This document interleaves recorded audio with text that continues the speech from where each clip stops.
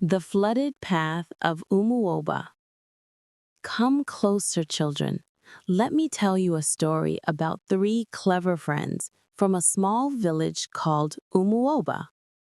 Now, Umuoba was a peaceful place with tall palm trees, green farms, and a narrow path that led to the community school.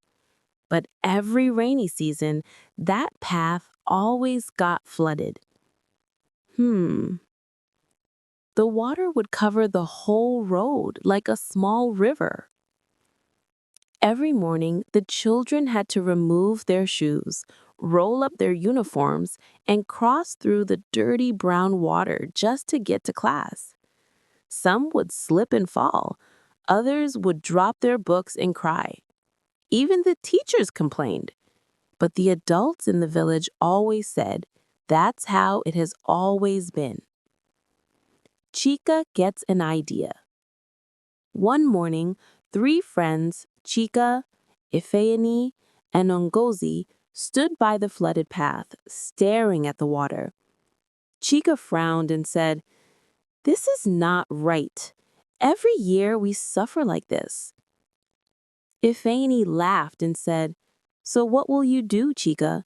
Tell the rain to stop falling?" But Chica shook his head. "No, Ifeani. Maybe we can find a way to cross without getting wet."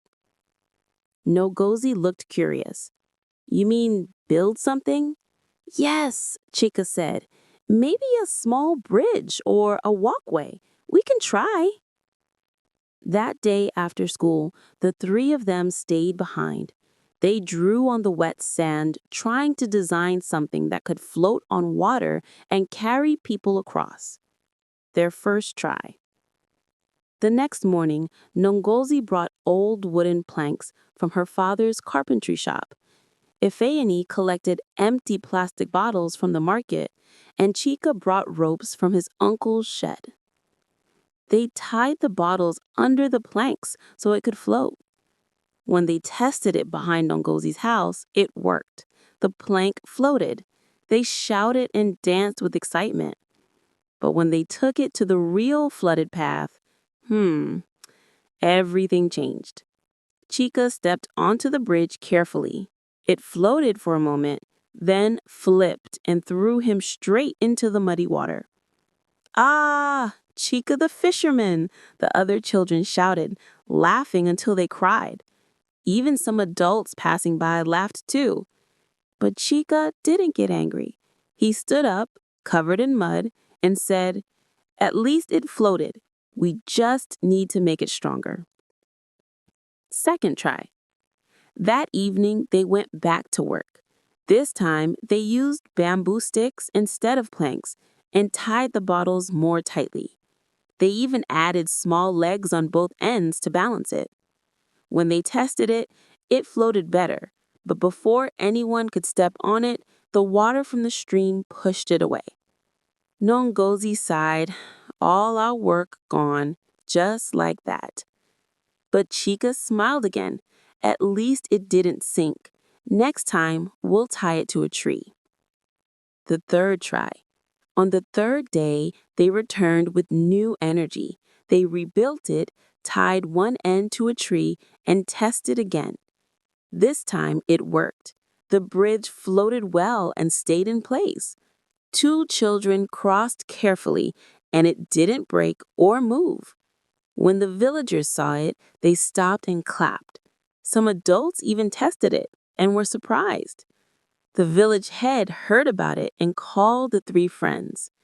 He looked at their muddy uniforms and smiling faces and said, "You children have done what grown men have not done for years.